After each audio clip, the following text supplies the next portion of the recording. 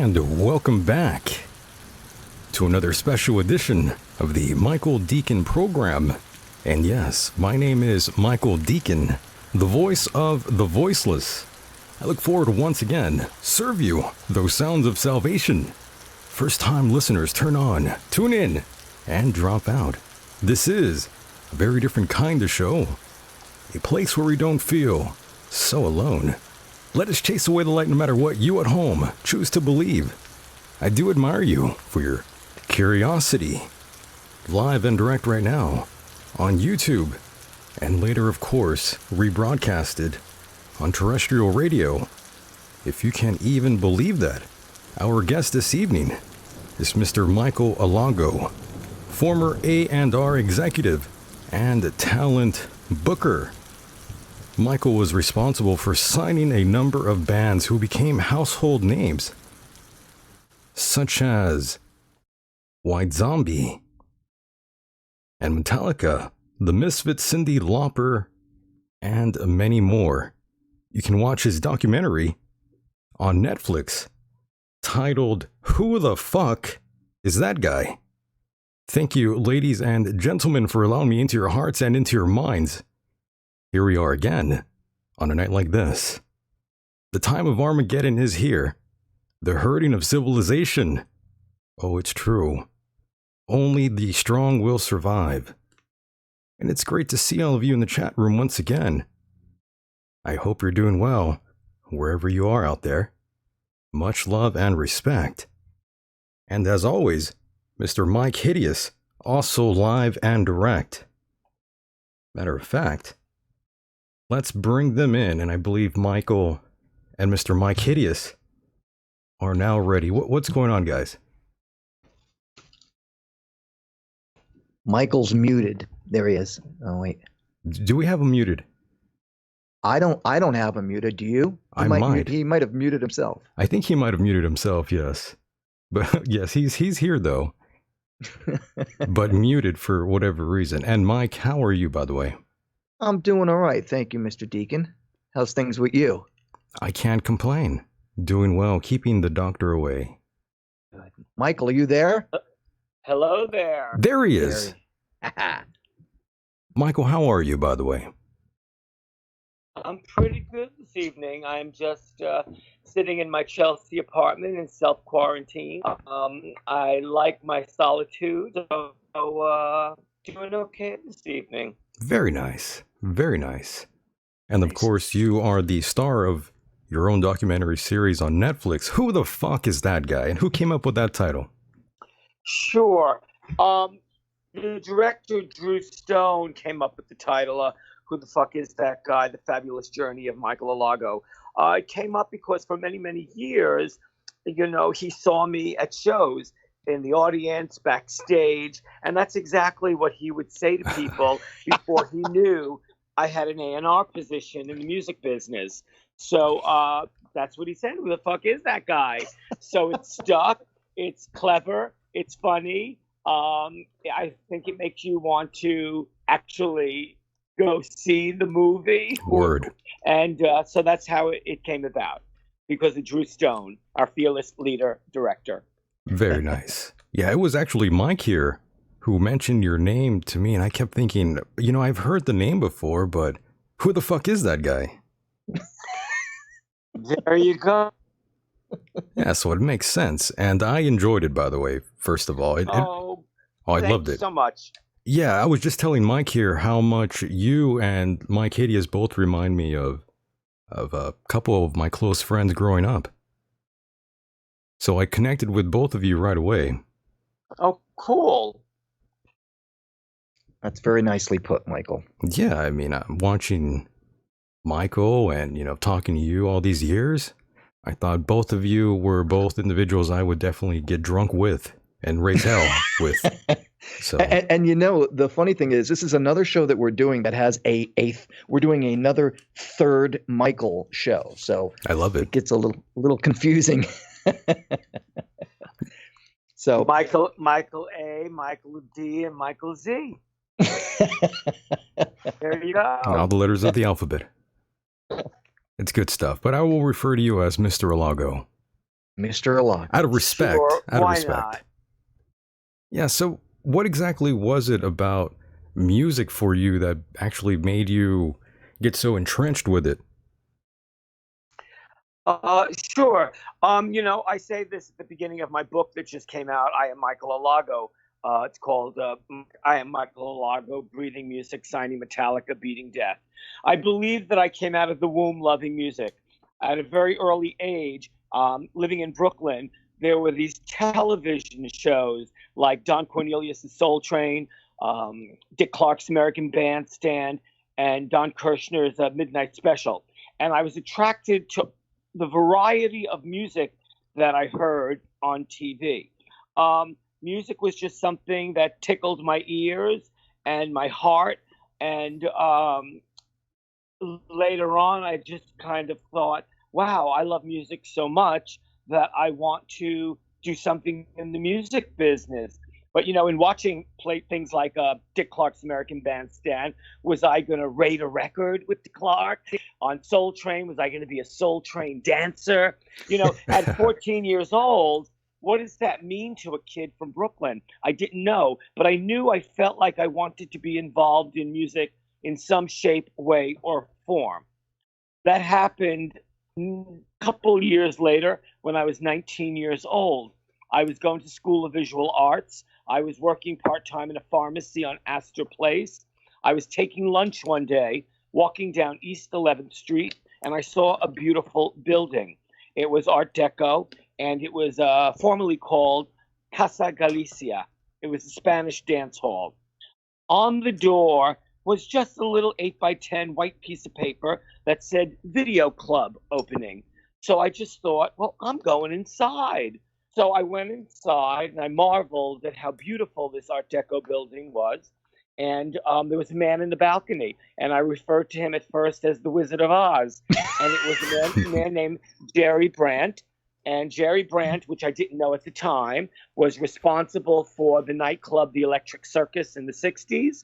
He worked in the William Morris mailroom along with David Geffen.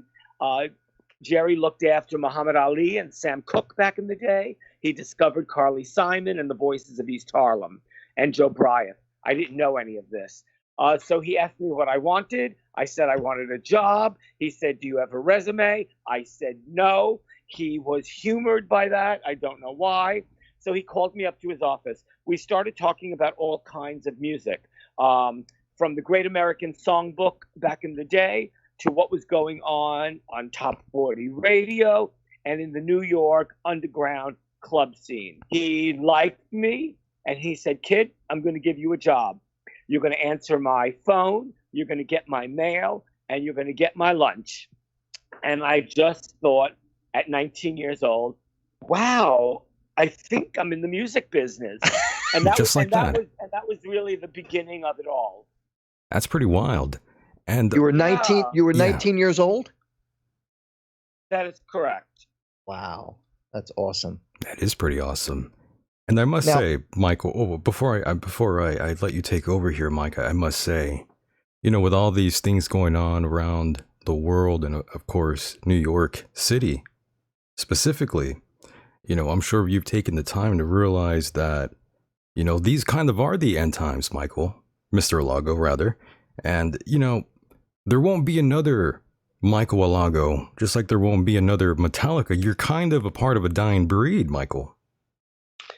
Well, I don't know about that really. I mean, there will, if there is going to still be a music business, That's what I mean, there right? will always be A&R people, because A&R, artist and repertoire, is the most important part of a record company. If that department doesn't produce great artists and great songs, then what do you got?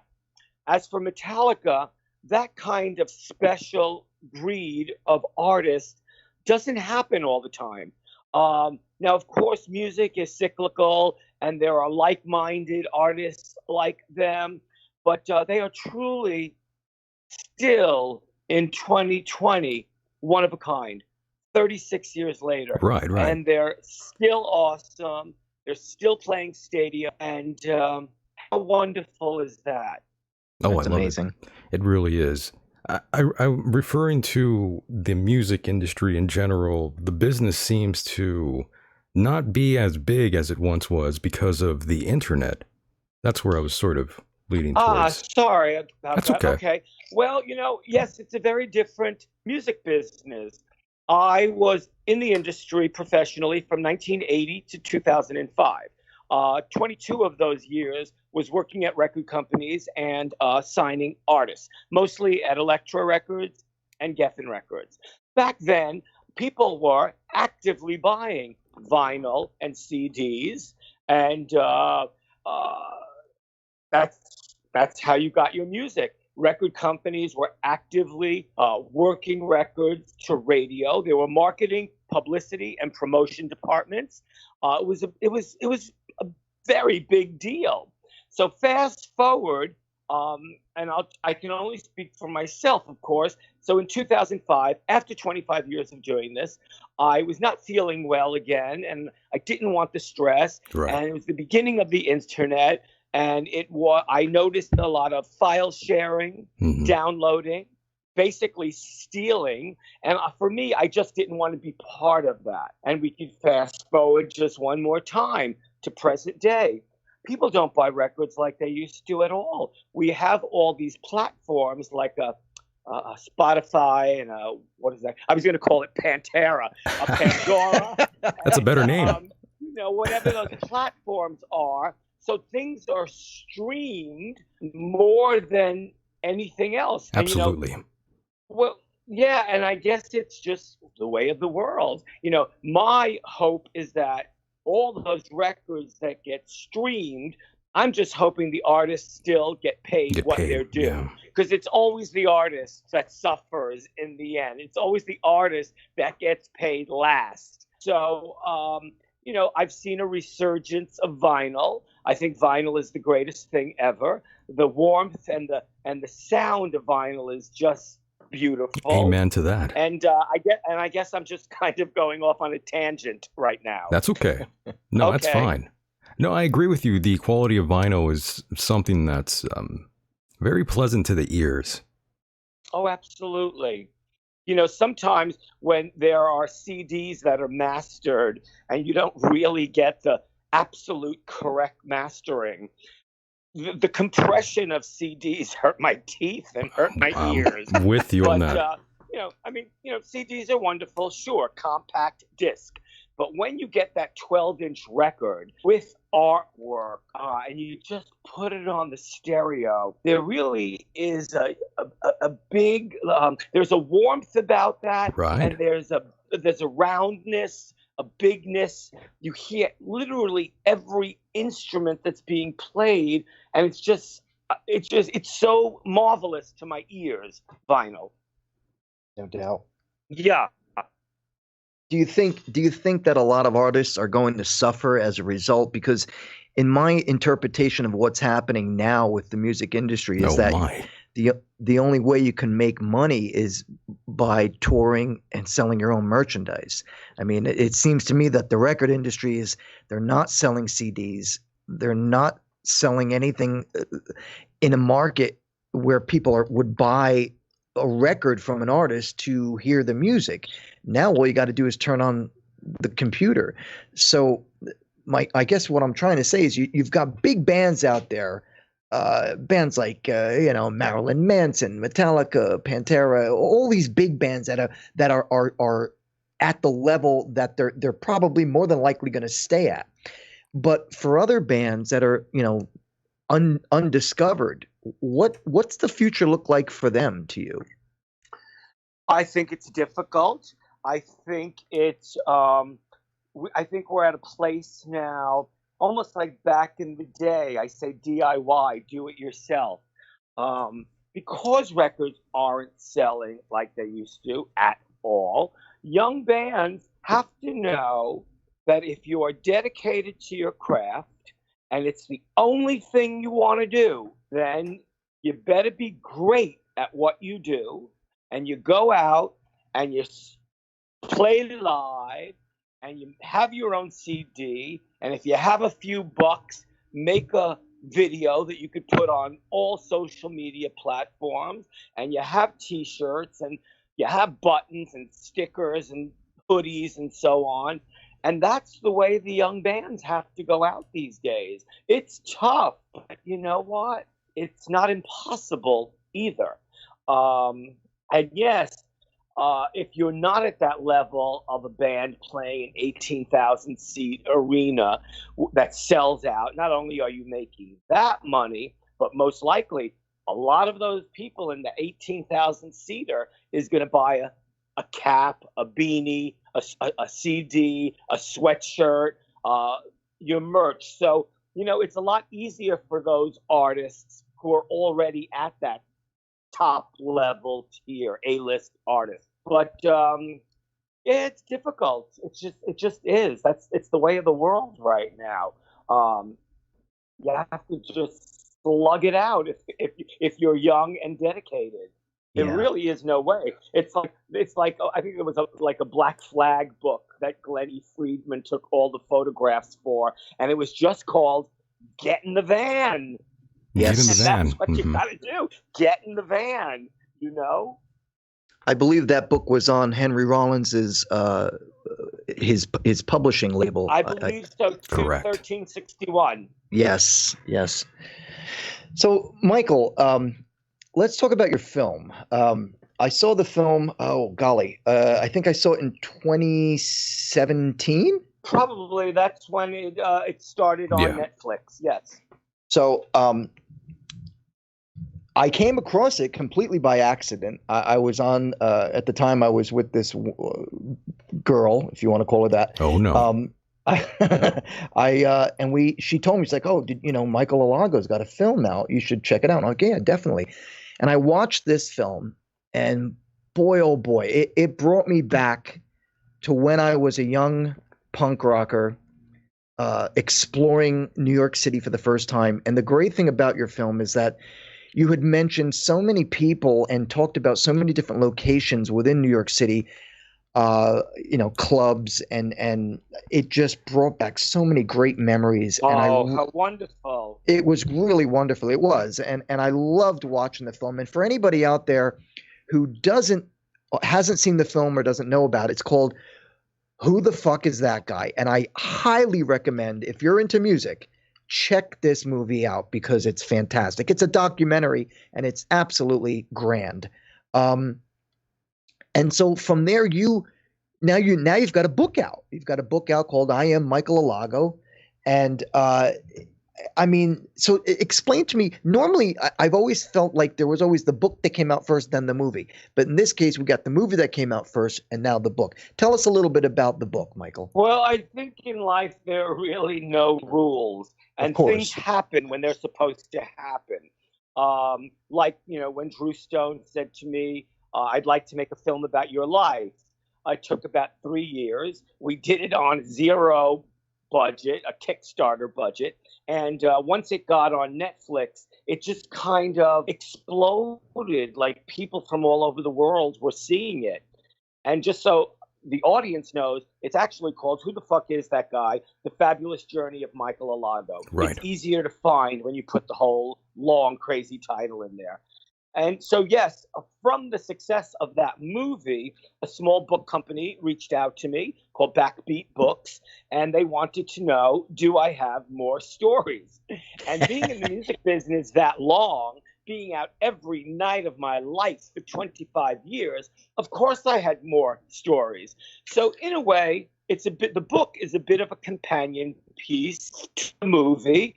But yes, I just am able in a book to dig a lot deeper than you can in the 75 minutes or 80 minutes of a film. Right. Yes, there are some similar stories, but like I said, I just dug deeper and I found and remembered, because I kept journals my whole life. I don't know how I knew to do that. I just did. That it's just more of my life. It's about the 25 years as an A&R executive. It's about addiction. It's about recovery. It's about acquiring HIV and full-blown AIDS. And, I lived through all that. And I've recovered from drugs and alcohol almost 13 years now.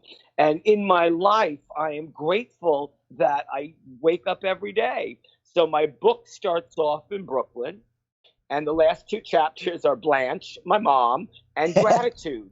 And so the book came out March 25th. So it's been out about 3 weeks, and it's on Amazon.com. And it's been these last, I don't know, few years has been just this really exciting journey. And it just gets me out there in a big way. And I knew when Drew was making the film, I didn't want it to be like a heavy metal film. I didn't want it to be just about music, because if he was going to spend that kind of quality time with me, we had to tell the whole truth, whether I liked it or not, because when you tell the whole truth, people respond to that. And when you tell the whole truth, perhaps you're actually helping someone out there who doesn't know how to ask for the help yet. Wonderful. Oh, yes. I just want to quickly ask really fast here. After the documentary came out, Michael, Mr. Alago, did you have people coming up to you at all, like they did already in the film? Well, it's funny that you asked that, because I was a behind the scenes person, really, even though I did go out every night and people knew I was the guy from Elektra Records.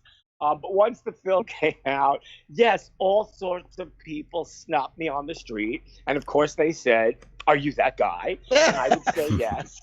And one day, this was very sweet, I was getting on the subway, the 8th Avenue subway at 14th Street, and there was an MTA worker down on the tracks, and he was working, and he looked up, and he went, "Dude, are you Michael Alago?" And I was like, "Yes." He said, "Wait a minute. I have my iPhone in my pocket, and my wife loves your movie. Can we take a picture together?" I was like, Nice. "Sure." So he jumped up from the tracks onto the platform, and he said, "Well, I'm a little dirty." I said, "Honey, worse has happened to me." That's right. So we took the picture, and he was grateful, and I laughed, and I was grateful, and he jumped back down on the tracks, and just continued with his work. So things like that happen to me all of the time. Oh, and my. It's always very kind, and it's always that people love the movie, different parts of the movie, and they just want to photograph, which is really lovely. Definitely. That is very nice. Mike, go ahead. Now, I got a question about something that I saw in the film, and this, I was so taken by this because I absolutely love the guy we're about to talk about. You Spit it out. you booked a show, I believe it was at the Ritz, for when Johnny Lydon of PIL, PIL, came. Obviously, the Sex Pistols had broken up, and PIL came to America, and you booked their show, I believe, at the Ritz. And from what I understand, there was a riot that took place afterwards, Sure. right? Well, it's a very well documented evening. I talk about it in the movie, and I definitely expand on it in the book. It was a Friday and Saturday night in May of 1981. The rock group Bow Wow Wow was supposed to come and play. The 2 evenings were sold out. A couple days, maybe only 2 days prior to the show, Malcolm McLaren called me up on the phone and said, "We're not coming." And I was like, "What are you talking about? You're not coming?" He said, "Well, Annabella's mother doesn't want her to come to the States. She's underage." I said, "Malcolm, you booked the show months ago, and she was still underage." I have no idea what this is all about, really. The Ritz will pay for her mom to escort her to the States, but you got to come. And they said, "Well, we're not coming." I said, "Send back the deposit." I don't think they ever sent back the deposit. I now had to think very quickly. I don't remember how I knew that John Lydon and PIL were in New York City on a press junket for their album Flowers of Romance. They were in the head of publicity department, Liz Rosenberg's office at Warner Brothers. I don't remember the exact details, but I called Warner Brothers. I asked to speak to John. I explained the story. He said, we're here on a press junket. We have no instruments. I said, well, we could do this to tapes. We could do it. We can get Keith Levine a Prophet 5 synthesizer. We could program 45 minutes worth of music in there. Please do it for me. Meanwhile, I had never met John in my whole life. I had John, Keith Levine, and Jeanette come to my office, Jerry Brandt's office, at the Ritz, and we had like a powwow about it. It sounded like it was going to be very interesting. They wanted it to be like a performance art piece. But of course, once the audience hears John Lydon, a.k.a. Johnny Rotten, everyone thinks it's going to be like this balls out rock and roll event. Night of the show, it's pouring rain outside. People get into the venue late. The show starts. Now, the Ritz is known, the nightclub The Ritz on East 11th Street is known for this 30-foot white screen that they have in front of the stage. Keep in mind, it's the beginning of MTV. Every record company is sending us their videos to play on that screen. Public Image Limited wanted to use that screen as part of the performance. So they were behind the screen. There were beautiful white lights shining on the screen, so all you saw was shadows. The audience was not taking too kind to it because John didn't want to come out from behind the screen. He taunted and teased the audience. The next thing you know, chairs, tables, bottles are flying. Oh my God. About 18 minutes into the show, we have to just call it a day because it's mayhem right now. And John thought it was funny. I was a nervous wreck. My boss, Jerry Brandt, was closing down the venue that night. It was almost like a bit of mass hysteria. And back in the day, you know, when there were these kind of, if you will, punk rock events, security really still didn't know how to deal with the young people. So it was a mess. Wow. So that was the event. I mean, really, it was a shot heard around the world. That night, I think on late night news, it was all over the news. The next morning, Tim Summer at Sounds magazine did a whole feature on it. The New Musical Express, the Melody Maker, everybody like blew it all out of proportion because it was blown out of proportion anyway. And that was the event. But the wonderful thing that, I'm sorry, one last little thing. The one thing that happened out of that was my 39-year friendship with John Lydon. And we are still friends, as you knew from him being in my documentary. Yep. And we have never had a bad word with each other. Ever. That's wonderful. And I'll tell you, I absolutely love John Lydon. I have every Pill record that's ever been released. Oh, good. And I absolutely love him. Years ago when I used to be a journalist for a music magazine, I tried to interview him, but he turned me down. He was like, "Yeah, you wouldn't understand it."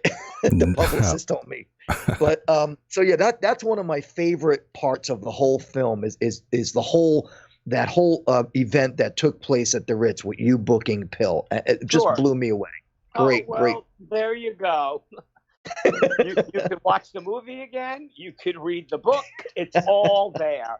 You're very kind, Mr. Alago. I would have been furious. Furious at what? The event? Yes.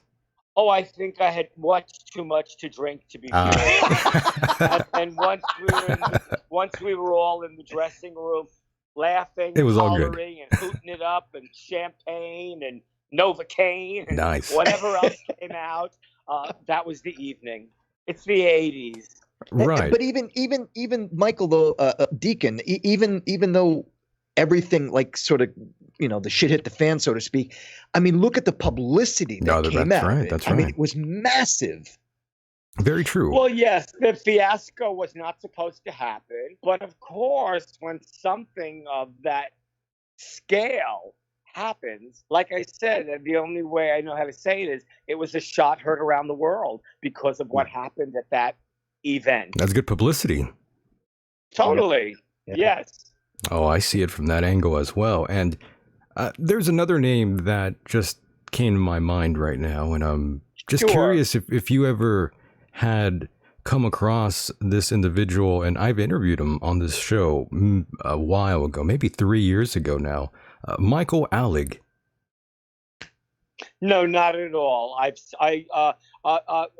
Yes, I've come across him back in the day when I used to hang out in Claire O'Connor's office at the Limelight, and it was in passing. Sometimes people thought his name and my name sounded the same. We were definitely worlds apart, but no one that really came into my universe. Your radar. I see. I was just very curious if you might have brushed shoulders with this guy. Not at all.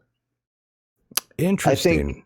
I think the other Michael Alago was more associated with the club kids thing that he kind of started himself, whereas Mr. Alago was more music band related. Right, I understand that. So, but these like worlds, Michael just said, it was like two worlds apart. Right, and the scope of what I did back then was just big.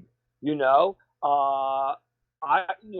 was at the Ritz, of course, I was a young club person, assistant music director.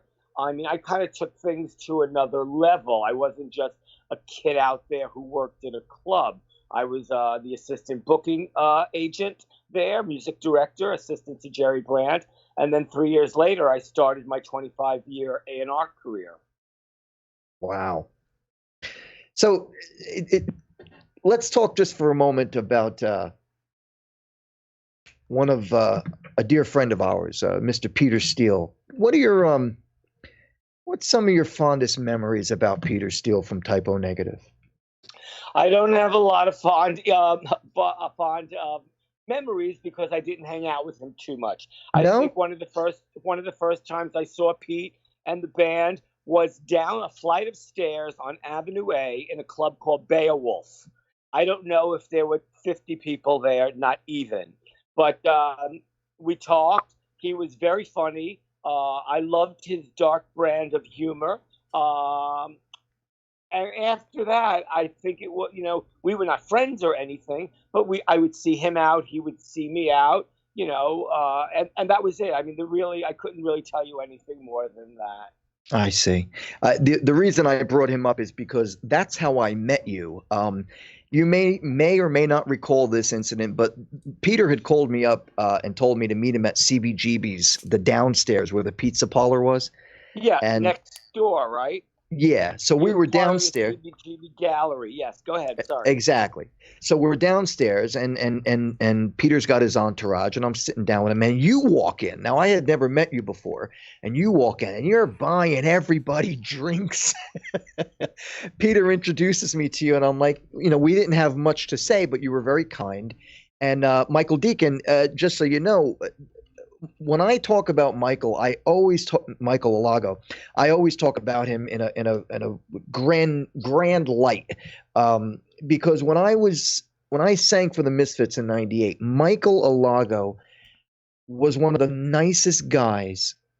Like, he came up to me, like he knew I was struggling because I had never done a major tour like that before, and I was having trouble keeping up, 9 shows in a row and singing for an hour straight. As expected, I wasn't used to. And Michael was bringing me honey and tea and water. I mean, every time I talk about Michael Alago, I always bring him up. You put him over because Oh, well, thank you so much. Well, you're a good man, Michael. You really are, and I do my best. you sure do. Listen, I always feel that it's all about love and kindness. Because if we don't love and we're not kind, then I have no idea what the hell we're doing on this planet Earth. So I always try to put out the best Michael that I can just put out there, because that's just what it's all about anyway. So that's a great virtue. Thank you. Very true. And in your documentary series here, not a series, but the documentary on Netflix, you did talk about your drug use, and I'm curious to know which band it was that really corrupted you, Michael. Oh, honey, I didn't need any corruption. Oh, shit. I corrupted myself. Oh, shit. you know, when one has a job in the music business like I did, I had to go out all the time. I went out almost every night. I met with lawyers, managers, publishers, and artists. So the corporate card was always out. Oh, And you know, being out every night and drinking, that loosens you up. It makes you a little more friendly to people. right. But you know, I everything about me back then was more, more, more. So drinking went from being fun and having a good time to becoming addicted to drugs and alcohol, and that's when that kind of turns on you, and it wasn't pretty anymore. Um, so I'm sorry, Michael. I don't know what the question was. I was just wondering which band it was that sort of They were not, right. I really didn't need any gotcha. help from anybody. None of them, okay. To get to that state of mind in the evening. And like I said, it was fun until it wasn't fun anymore. You know, I figured it might have been like Metallica that corrupted you the most with all the drinking that they were doing. No, but when I met them, they were already called Alcoholica. Yes, that's right. Perfect name. Perfect Very name. fitting for these young, crazy people who were fantastic. I didn't need any corruption. I corrupted myself. You were already corrupted. That is correct. In more ways than one. Yes. Amazing. Mr. Alago, if you want to answer this question, that's fine. If not, I understand. But when you were getting off the drugs and the alcohol, did you go to a rehab or anything like that? Or did you come off yourself? Sure. No, I'll try to make this as concise as possible. I'm 32 years old. I'm working still for Elektra. I'm in the height of my drinking and drugging. And people are talking about me. And so a lot of those people who were talking about me were artists and managers and lawyers. And they went to Bob Krasnow, our chairman, and said, you know, Michael's a mess. He is a no-show and doesn't look good for Elektra. So one day Bob said to me, do you have a problem? I said, no. He said, you do. And you could either pack up your office at 5 o'clock or go to rehabilitation. What is it you want to do? And I said, oh, Bob. He said, you know what? You're fired. And I went back to my office. I started crying because keep in mind, this was my dream job since I'm a young kid being in the music business. Sure. And so Bob's executive assistant, Ruth Rosenberg, comes to my office and said, Michael, Bob doesn't want to fire you. Get your act together. It was 3 or 4 days before Christmas. And so Christmas Eve, I was flying to Hazelden in Minneapolis. Furious. And I did my 30-day stint there. Wow. It's then the end of 1992, the beginning of 1993. I'm about to start a Nina Simone record because I had just signed her. So that was my first and only stint in rehab. I did stay what they call a dry drunk for 8 years. I didn't go to any kind of 12-step meetings. I didn't do anything that was suggested to me.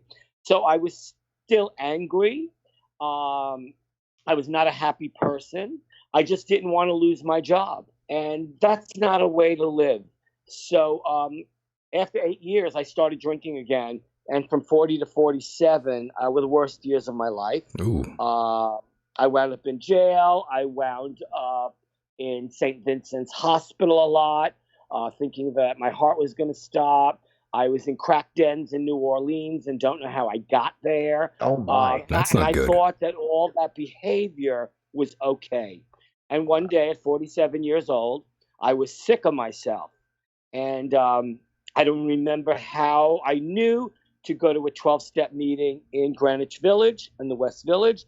I did, and it has been the saving grace of my life. One day at a time, I do not drink or drug, no matter what. No matter what.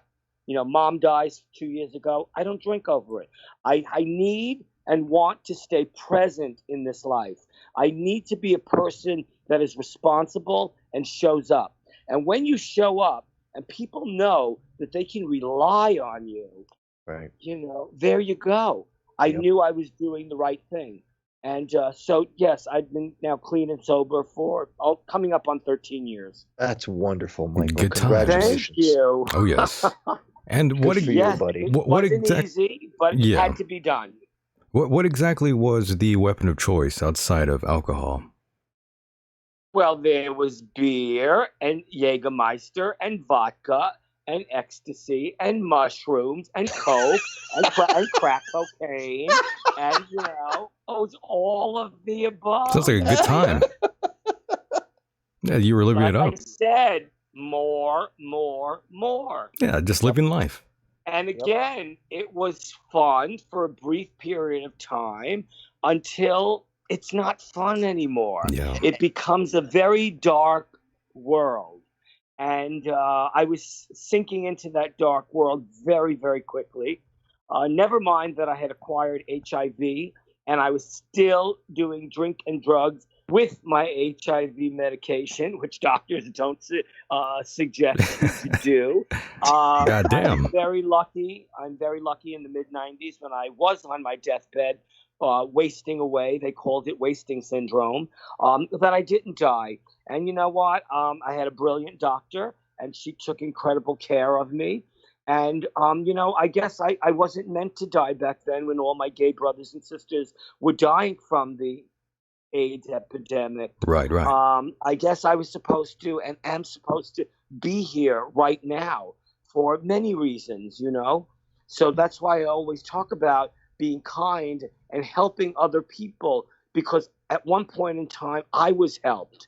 And when people are struggling and don't know how to ask for help, you just have to extend a hand. Yep. You know, Mr. Decon, what Michael Alago was just talking about, you know, with all his accumulation of drugs, I can attest to that because there was a point in time where I was DJing a lot from between 2000 to 2007, and I'll tell you, I would go into my DJ booth, and then the regulars would just like sort of line up, come up to the DJ booth, and they'd say, "Hey, Mike, you know, play me that song," and somebody would hand me a joint. And then another person would be, "Hey, Mike, play me that song," and then hand me a bag of Coke. And then another person would come, "Hey, Mike, play me that song," and they'd hand me like a bag of heroin and drinks and ecstasy and so on and so on. Amazing. So it's just out there. No matter, like, when you're in the music industry, like drugs, sex, drugs, and rock and roll, that's what it's about, right? Well, yes, and it was very, very prevalent for myself because it was the 80s Right. when I started. Everything was going on. There were clubs from a Studio 54 to a CBGB, things that were happening every single night. And I wanted to be part of all of that. And being part of all that, the sex, drugs, and rock and roll were what was happening. Right. And you know, I was in the middle of all that. You were in that world. That is correct. Understood. And how honored did you come across White Zombie? Oh, well, I won't give you the entire story because you could go buy my book. I have my own on Amazon.com. Amazon.com. And by the way, I'm on sale. I'm cheap this week. He's cheap. It's $18. So you son of a guns better go out there and buy that darn book. Put a darn quarter in my pocket. That's right. How did I find White Zombie?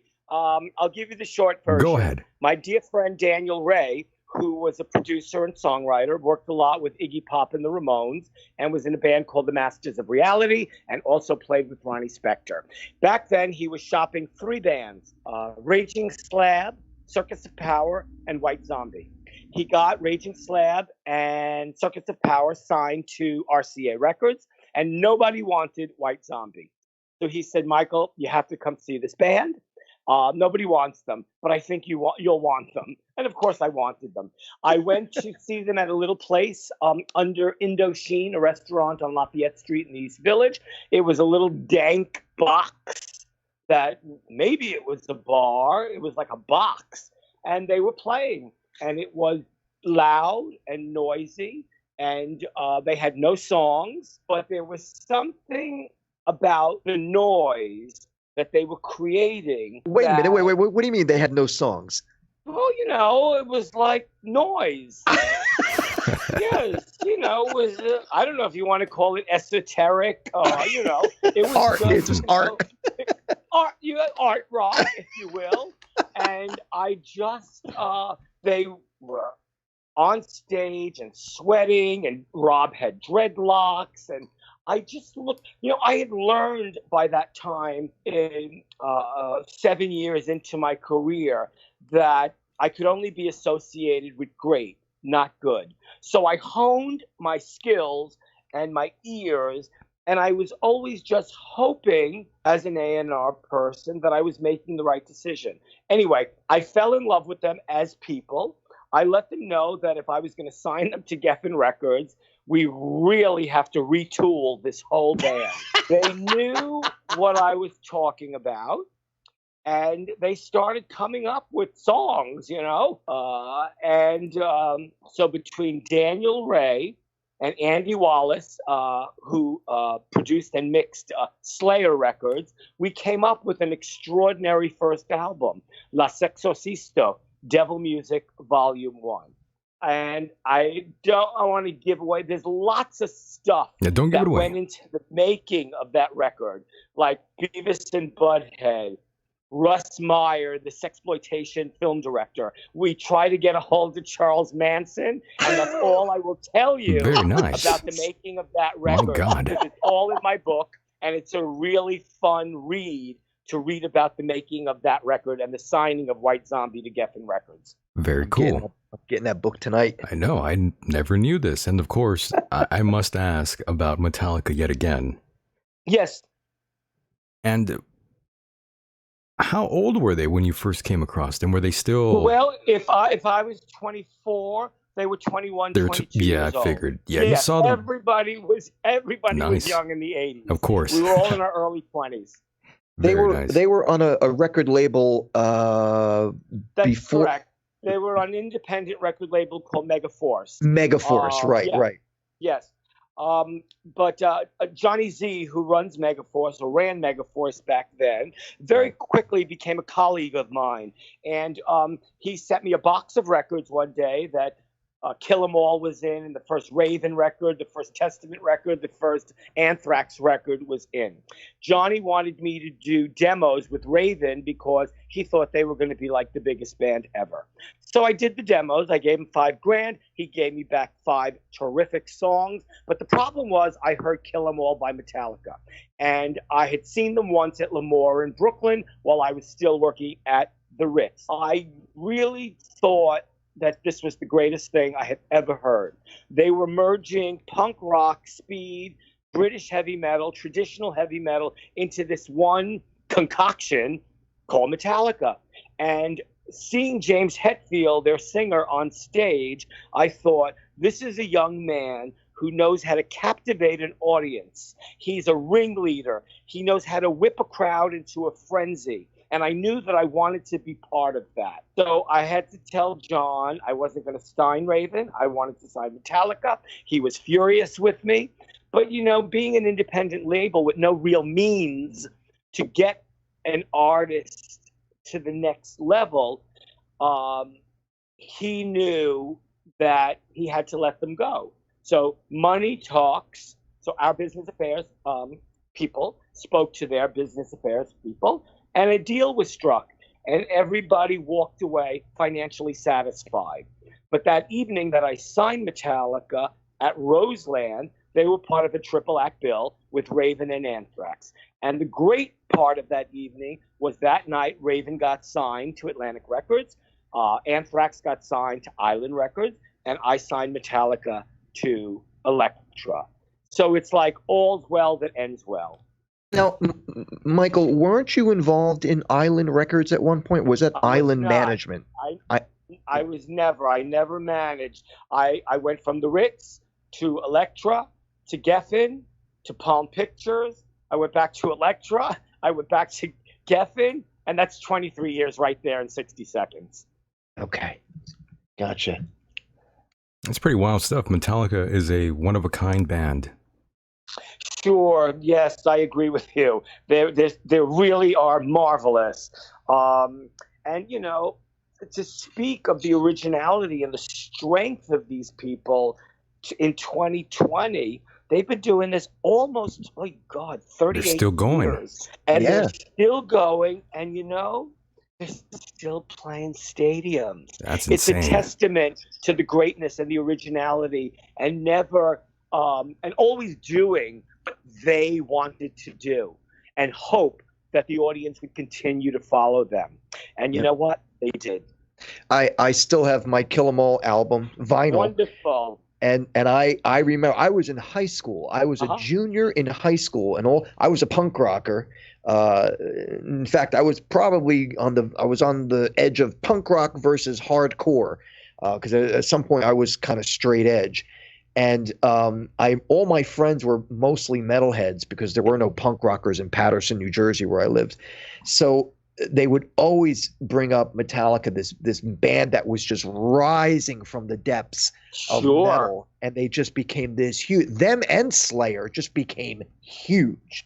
But obviously Metallica wasn't as satanic as say Slayer was. They didn't have Slayer was, they were pushing that whole black metal thing, whereas Metallica, not only did they have a unique sound, a grinding, like just bash your face in metal sound, but they were somewhat marketable. I can't even explain it, but they were marketable. Yes, and the marketability of them back in the day. I would sit in these marketing meetings with corporate people at Elektra, and I had to explain to them that this is not a radio-friendly band, nor are we going to edit any of their songs on their album, because they would cut my head off, and nor did I. It would be screwing with the art that they were making. So the trick of this, because they were so wonderful live back then, at very early days, and that's what created the buzz. We gave them a year of tour support and said, going out there. And they went out there, and they, that year that we signed them in '84, they were out there every single night. And by being out there, that created not only the buzz, but, they were the talk of the town. They started selling records. And as they say, the rest is history. Yep. Wow. Hey, Michael, have you ever worked with Bowie at all? Never. Met David a few times at the Ritz, and that's really it. No, never worked with him, but really one of my all-time favorite artists ever. Yeah, yours and mine. Very nice. Extraordinary, and also a one of a kind. And by the way, someone, a listener, David, is asking, hey, Michael Decon, can you ask, please, if he worked with Warner Chappell Publishing? Did I? Right. No, no, listener. Hi there. I never worked for a publishing company. I only worked for record companies. That's what my A&R gig was about, being at record companies and signing artists. So no publishing for me. Indeed. And also, I think someone else in the chat room asked earlier what it was like working with the Cyndi Lauper. Working with the Cyndi Lauper. Yes, Cyndi Lauper, also unique artist, dedicated to what she does. Brilliant, gorgeous. It was incredible working with Cyndi. Again, that's a chapter in my book called Memphis Blues. I'm not going to give away the chapter because it's really a great chapter. Amazing. And it's not just about going to Memphis to make the record. In some shape, way, or form, I will let you know that it involved people from the civil rights movement. And we had an extraordinary experience or two down in Memphis. When the record came out, it got nominated for a Grammy for Best Contemporary Blues Album. It didn't win, but what it said to both of us was that she made an extraordinary record on her terms. And she always did things on her terms. And that's why we still talk about Cyndi Lauper and her greatness, because she really is another artist who's one of a kind. It was great working with Cyndi. We had so much fun sitting in her kitchen on the Upper West Side, eating Chinese food, and being on our computer, looking for the best blues songs that we could have her sing from a woman's point of view. And we did that until we narrowed it down to, 30 songs, 20 songs, the best 12. And we found a great producer named Scott Bomar, who has his own studio down in Memphis. And we made the record. But the chapter about Memphis Blues in my book, I go into a little more than I'm telling you about now. Yes. And it's really a good chapter, I promise you. I will definitely have to get the book. I am intrigued. And also... You and me both. Right. And there's one more artist before I turn it over to Mike here. There was another artist who really touched your soul, as they say, Nina Simone. What's going on there? What happened? Well, here we are, Nina Simone.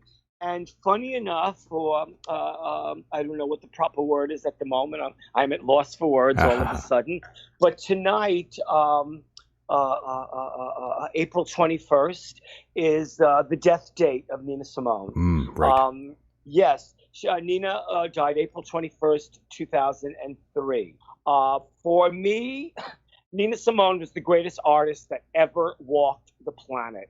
I heard her voice when I was 12 years old at my Aunt Jenny's house. I didn't have a word like androgynous back then as a 12 or 13-year-old. Right. I just knew that the voice was different. As I grew up, I stayed in touch with the records that she was putting out. I bought all the vinyl. I just think Nina Simone it's just one of a kind, extraordinary. She sings Bob Dylan, she sings George Harrison, she sings Jacques Brel, reinterprets French to English, and you think because she knows how to get to the heart of the matter of a song that she wrote those things. But no, that was just the beauty of what she did. She was a great interpreter of other people's material, and that touched me. And I knew I wanted to sign her. When I signed her, she hadn't made records for 10 or 12 years. Nobody cared about her. She was what they considered a has-been. She was a troublemaker. And all of that intrigued me. And we became friends. And we were friends the last, I'm not sure, let's say 15 or 16 years of her life. And I adore Nina Simone. I think in my book, her chapter is the longest chapter in the entire book. No, it's like 17 pages because we had fun. She was not easy, but that was okay with me because I loved and respected the work so much. Really, Nina Simone is just my all-time favorite artist. And if your listeners don't know much about Nina Simone, I suggest you go to YouTube, just type in her name. There's a great song she wrote during the civil rights movement called Mississippi Goddamn. It was about the riots. It was about Dr. King. And it's one of her most extraordinary songs that she wrote herself. So, yeah, Nina Simone. I can't get enough of Nina Simone. She was the proverbial hidden gem. Yes, but I don't know about such a hidden gem, but... she was very popular in the 60s and 70s, and then not so much in the 80s and 90s. And then I didn't want her to go out with people thinking that, she's not going to ever make a record again. And my record with her was very different than anything else. She wasn't really angry anymore. She was sad a lot. And her father had died. My father had died. So we made this beautiful record about love and loneliness and loss called A Single Woman. And we made it with a 50-piece orchestra, and it's just very lush and beautiful, and it's like one of those slit your wrist records. That's right. I understand. You probably wanted to slit your wrist. But we modeled it after two records, Billie Holiday's Lady in Satin and Frank Sinatra's A Man Alone. Two very different records for both those artists. That we loved that record, and we said, let's do our own version. So that wound up being her final full-length recording, A Single Woman. Understood. The best musicians are always deeply damaged, it seems. Well, I don't throw the word genius around a lot because that gets overused. But really, Nina Simone really was a genius. And, she was troubled. And she had like bipolar. And the best are. The best always are. people didn't diagnose that. So she had drank a lot as well. Right. But you know what? I mean, if you listen to any of her records on RCA, on Bethlehem, on Phillips, you're going to get something wonderful out of those experiences because she really was that masterful at what she did.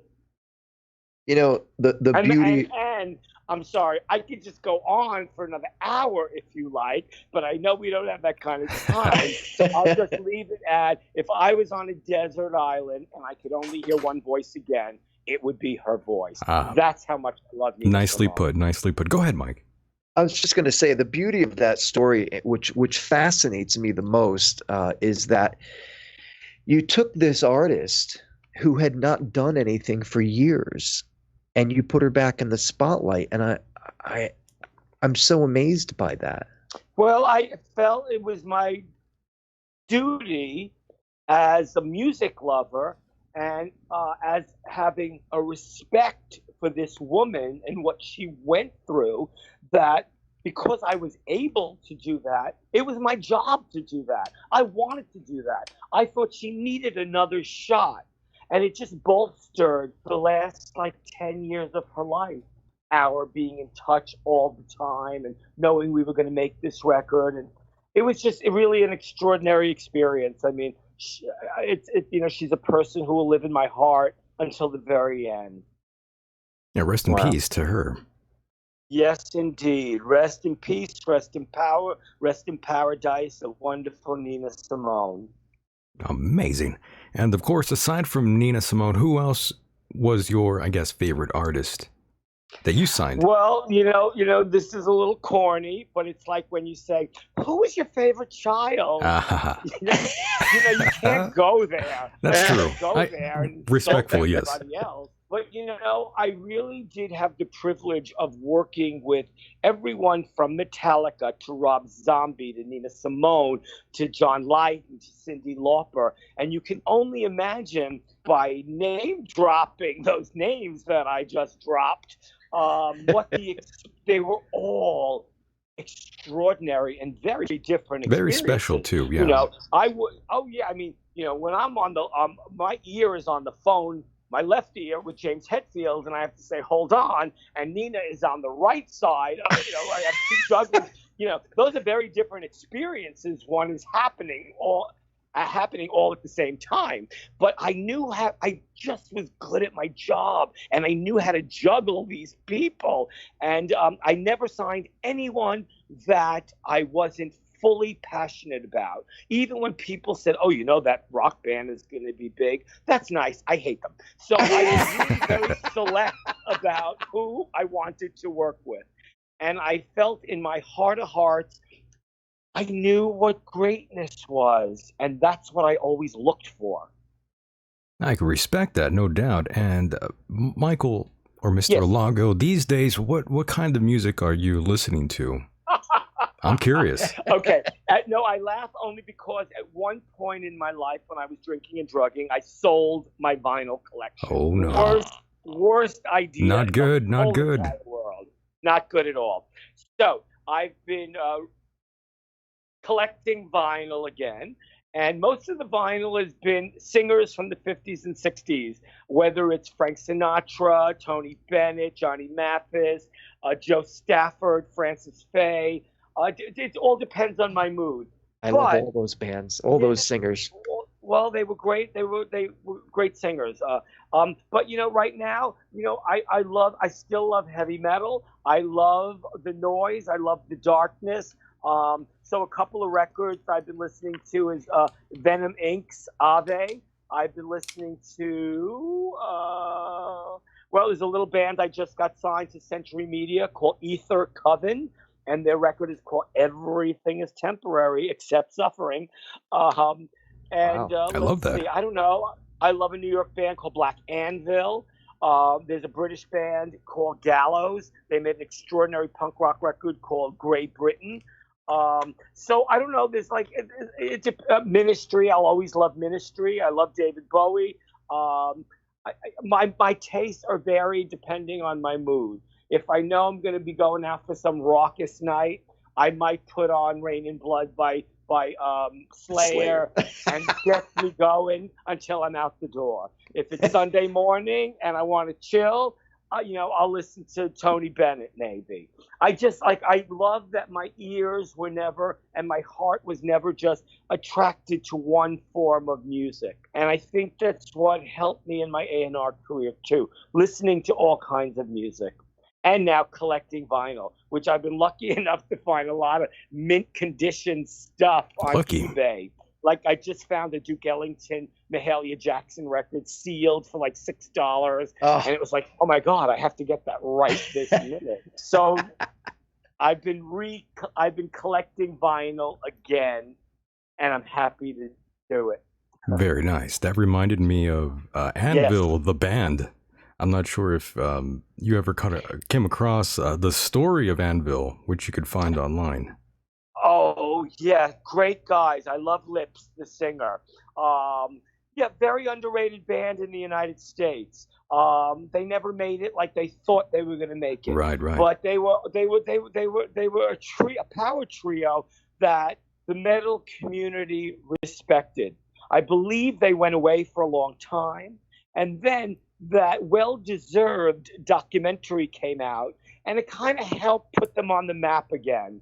And isn't that great when an artist can get put on the map again and go out and work and make $1? You know what I mean? I hear you. And so yes, I saw them. I was never professionally involved with them, but I went to many of their gigs, and they're great people. Great people. And great people always deserve that extra oomph, No arguments from me on that.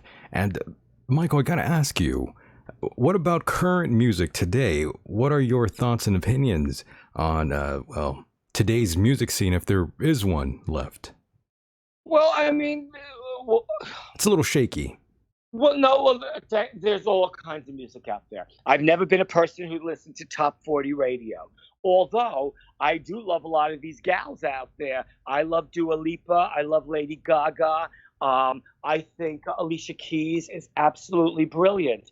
I still, I'm out there all the time listening to rock and roll. A lot of clubs have closed in New York and in the tri-state area. So a lot of artists who are coming through play places like St. Vitus Bar in Brooklyn.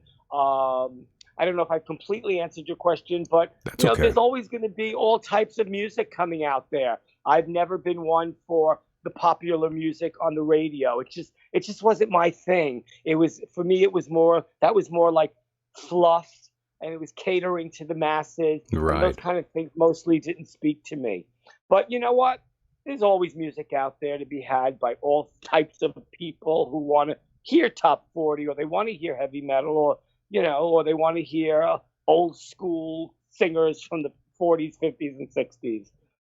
What I was getting at was, you're right about the top 40 list out there. I'm not really down with that either, but it was just a little strange to me that most of the time you rarely see like a band, like a real band, be number one. It's usually a rap artist. Yeah. Well, rock, I think a lot of rock and roll. Is rock dead? No, rock is not dead. I don't think so. Not at all. It may be harder to come by. Right. Because of the way of the music business these days. But I don't think a lot of rock artists cared about being on the radio unless you made records like, and I'm only bringing this band up because of their greatness, like a Def Leppard. And when you had Mutt Lange produce you were going for that radio-friendly sound. So, not every rock artist gets on the radio. And I don't know if I answered your question yet again. That's okay. That's good.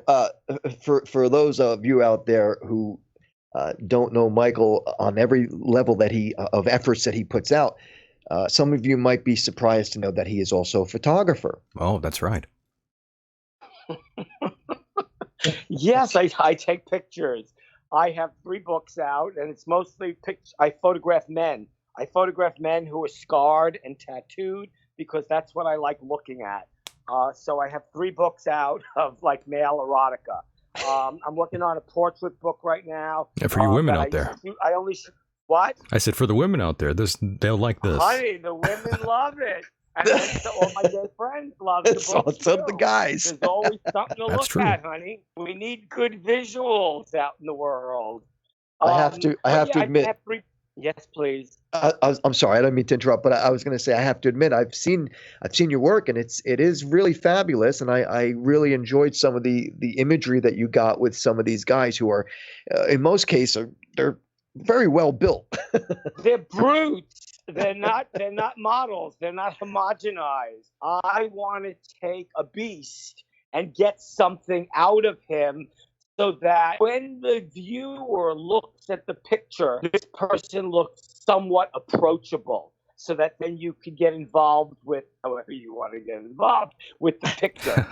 So, if I was shooting somebody and they did their job, I did my job, then the picture is a success, whatever that means. And whatever. So I have 3 books out of that, and I'm working on a little black and white book of all backstage pictures and tattoos, and I shoot them now. I just put my cameras away and I shoot everything on the iPhone with a Hipstamatic application, and everything comes out in a square, and I love a square. And so I just need to find a new publisher for my black and white book. But yes, I take pictures. I love telling stories with pictures.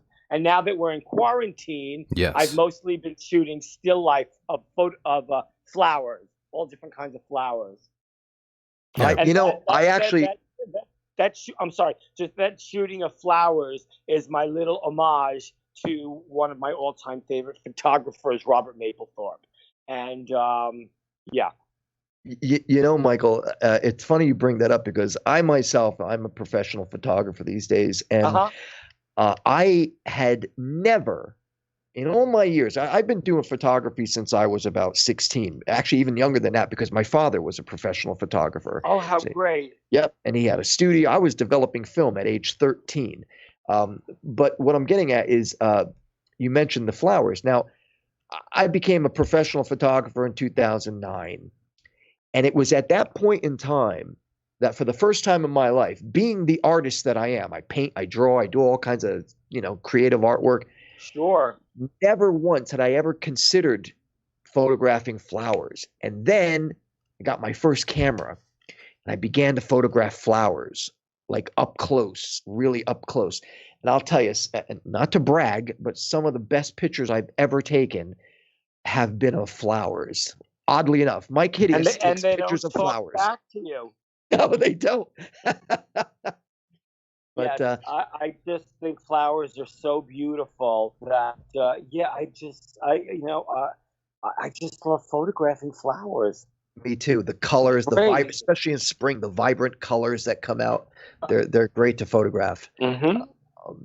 Before we get into a topic that I'm sure Michael Decon wants to talk to you about as well, is with the CV virus that's going on. That's right. Aren't you tired of talking to me already? No, we can never be tired of talking to you. Okay, thank you. Go ahead. I wanted to bring up one more person that we both knew, and that is Mr. Arturo Vega. For those of you who don't know who Arturo Vega is, he was the artist that did the artwork for like just about every Ramones imagery you had ever seen. He also keep in mind, he created the Ramones logo. Their logo. Iconic logo. Yep.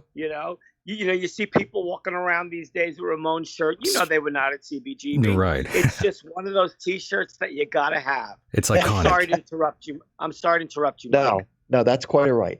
But there were two people who I always talk about when I was associated with the Misfits in '98, and that was Arturo Vega and Michael Alago. Arturo Vega was absolutely he was like a brother to me, like a big brother. Mm-hmm. He talked to me. He was very fond of you. He really was. And I was fond of him. And I'll tell you, I'm speaking to you, Michael Decon. I had been speaking with Michael Alago. This had to be at least maybe 10 years ago or whenever he had died. And I had asked Michael Alago, I said, have you spoken to Arturo Vega yet? And he tells me Arturo died. And I did not even know about it. Ooh. I was absolutely taken. I was beside myself. I was shocked. I was hurt because I loved Arturo. He was a great guy, and I never got a chance to say goodbye to him.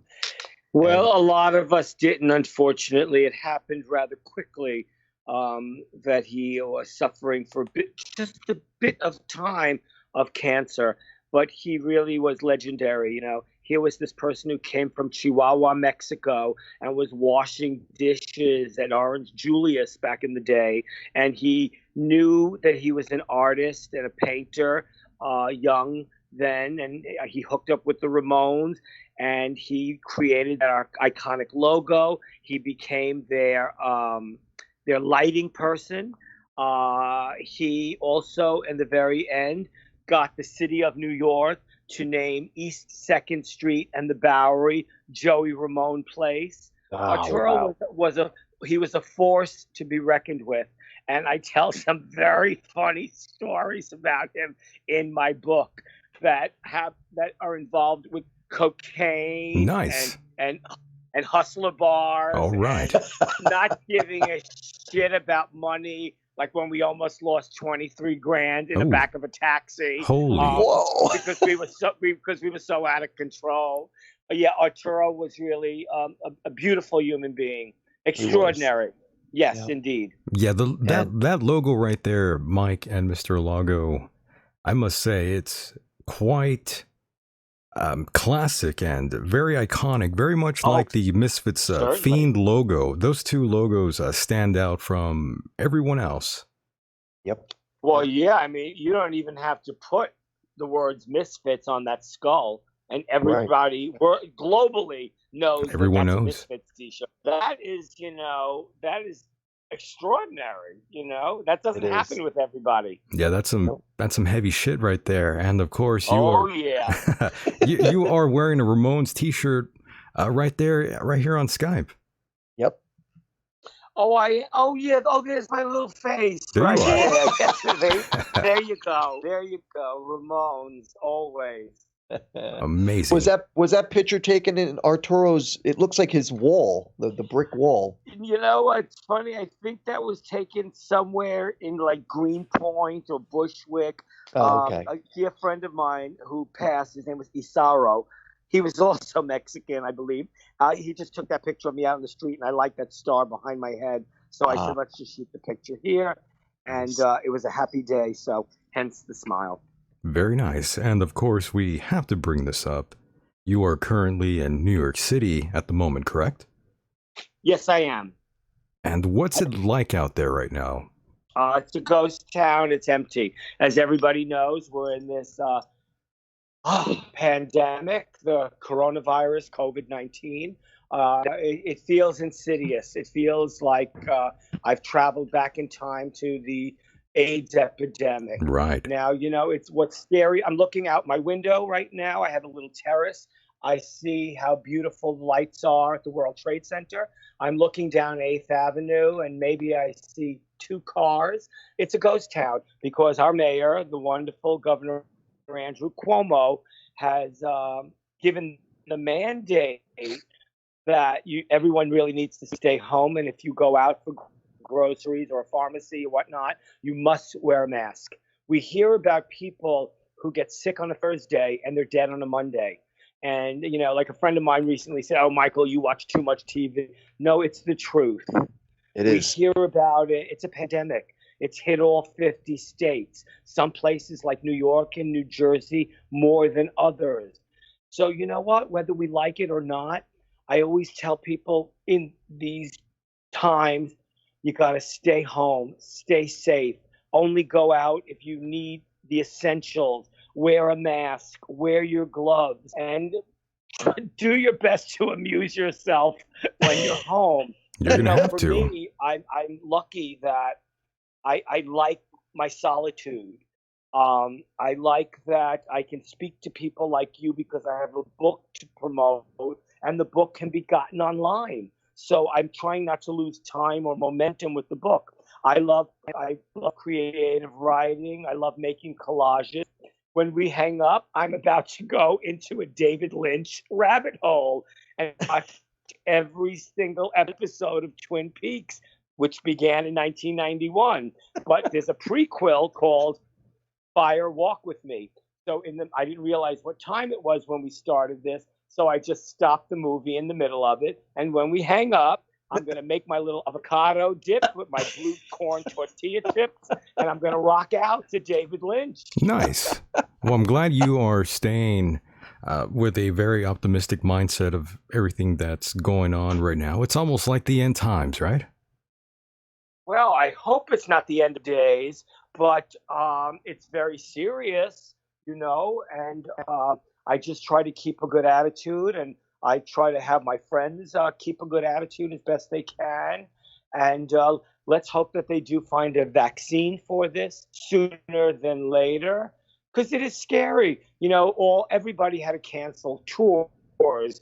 The Broadway theaters have closed down. Mom and pop shops have closed.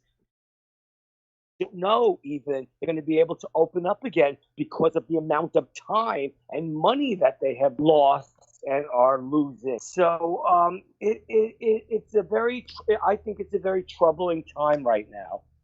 It's interesting too, because people like yourself, Mr. Alago, and me, we have compromised immune systems, and it's much more severe for us. And that's why I'm very cautious. Just this week, I had been given an offer to go on tour, starting in South America, Central America, and then flying over to Europe. And when I spoke to this gentleman about doing this tour, he was like, yeah, it's going to take place in late November into December. And I'm like, wow. At that point, from all the interviews that we've been doing on the show, Michael Decon and myself, we've gotten so much information in hearing that there's going to be a second wave coming in October, possibly November. Could be, I've heard. Yeah, and like, so even myself, I had to say no to this tour because of the severity of possible death. So it's affecting everyone. So when we speak to people about this, we get everybody's their side of the story. There's a gentleman, a doctor, Dr. Paul Cottrell, who is from New York City, who gives us fascinating information about what is going on and how to protect ourselves and what the possibilities are for the future. And it's really it's going to affect every single one of us worldwide. Oh, in one way or another, yes. On MSNBC all the time, there's an incredible scientist. His name is Dr. Anthony Fauci. I've known about him for the last 45 years. He is brilliant, and I listen to everything he has to say. And he does think that if people don't pay attention like they're supposed to, there could be another wave as early as September.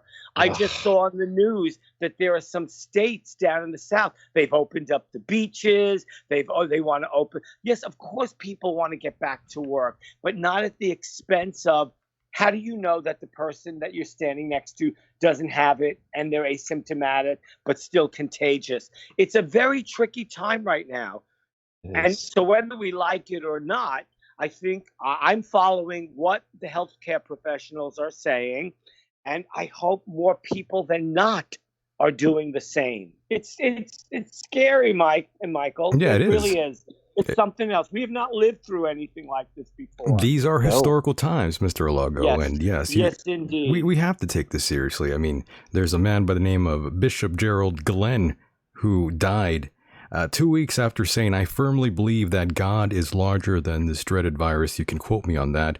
You can quote me on that. I am essential. I am a preacher. I talk to God. And just 2 weeks later, he's gone. Wow. Yeah. So that version of Christianity or whatever, of God, a lot of those religious leaders, really, I just think they have it all so twisted. And, you don't want to hear about anybody dying, but come on, man. You're human. Yeah, and I got a lot of heat. I think we should not end this on a bum note. No, we shouldn't. Except that, everybody needs to pay attention. You need to care for everybody. You need to stay home if you need to. Only go out if necessary. Amuse yourself at home. Watch old movies, listen to music, try to be creative, FaceTime with your friends maybe that you haven't seen in a long time. Try to stay as I always say positive, and then I have to say pun not intended. Yes. But you have to stay as positive as possible in all of this. And you can either read Michael's book or my book. There you go. You could read one right after the other. Or you could take the shortcut and just get on Netflix, as most people here already have Netflix, and search who the fuck is that guy, and you'll find Michael Alago right there. Right on. Definitely. And I want to thank you, Mr. Alago, for spending some of your precious time with us. And that's all we have nowadays. My pleasure. All we got is time now. We always have time, but now it's very specific, and I think people are thinking about time in a very different way these days. But thank you so much for having me. It's been really a pleasure talking to both of you, and your viewers out there. Thank you for listening. And if you want to see an interesting documentary, go watch. It's on Netflix and Amazon Prime Video. Oh, did we lose him? And I'll be extra shame. I'll be extra and say, go buy my book. I am Michael Alago. Breathing Music, Signing Metallica, Beating Death. It's on Amazon, and I'm cheap this week. It's $18. Michael, I just want to tell you, thank you so much for coming on the show. Oh, my pleasure. And thank you for being a friend for all these years and staying in touch with me. And for, just promoting your book, your movie. And the one favor I'm going to ask you is when you talk to Johnny Lydon, put in a good word for us because I want to interview him. He's very specific. I know. He's home in Los Angeles. His wife is not doing so good. Oh, no. But sure, why not? I haven't talked to him since his birthday at the beginning of the year, but sure. Yeah, let him know I'm an anarchist. Okay. It'll put me over. Michael, I love you, man. Thank you so much for coming on. Oh, thank you both. I really appreciate it. Both of you have a good evening and stay safe. And yes, keep sir. Rocking and rolling. And you know it. Good. Good night. Yeah, thank you so much, and mahalo, my friend. Take care of yourself out there. Thank you so much. I appreciate it. Good night. I know. And there he goes, boys and girls, the one and only Mr. Michael Alago. That was a fun time there, Mike. Did you enjoy that? Oh, absolutely. It just brings me down memory lane whenever I hear him talk, because he's his association with music. It's interesting because, it somehow it connects with my younger days. Your youth. My younger days as being a musician, and actually not even being a musician, but more of a fan. And, he's, Michael's older than I am, but still, like the things he's done, they probably set me up to like the bands that I like today. He's a good guy. He's lived the life. Indeed. I know. Watching what'd you think, man? Watching his documentary and, watching the movie The Warriors, I was just like, wow, my God, these two, seeing New York, being talked about, and then seeing the movie The Warriors again. It made me trip out. I had friends who were out there in New York at one time. Yeah. Aside from you, Mike, they would tell me stories. In New York. I was never in New York. I lived in New Jersey. But you went out there in the glory days. Oh yeah. Yeah, man. Yeah. So I've been hearing about. I spent a good portion of my early my mid-20s into my 40s being in New York, because we played there a lot. I had friends there a lot. I had girlfriends there. It was just a thing. I was there. I would take the train in. I would take the PATH train in, and just, oh my gosh, I wouldn't get home until the sun came up the next day. Michael had different hoes and different area codes. Yeah. It was fun though. It was a good interview. Yeah, that was a brilliant opportunity. We got to interview him. I'm happy we did it. He's fascinating. Oh yes, I enjoyed it greatly. And of course, Mike, we are running out of time here, and we will return rather on Thursday The freight train is here. Jim Fetzer. Oh, yes. The freight train. Are you ready for that, Mike?